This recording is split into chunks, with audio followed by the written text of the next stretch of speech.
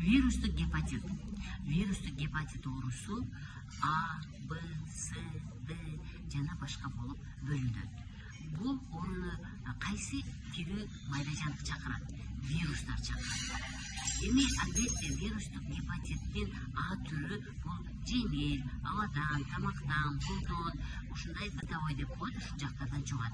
Ал эми Б, Слары болсо, бул сөзсүз түрдө адамдын ичине кан аркылуу кирет. Ийне сааганда, тишин жуурганда, тырмагын алдырганда, чачын алытканда канап кетеби, сакалын алытканда канап кетеби, тырмакты жасатып аткандабы, мына ушундай учурларда канга кан тийгенде, ошол вирус гепатит Б, С менен ооруган адамдын каны ошо кандайдыр бир инструментке тийип, анан ал сизге гана тийгенде гана бул оорулар пайда болот. Эми сөзсүз эле вирусный гепатит Б бар деп койгондун кереги жок.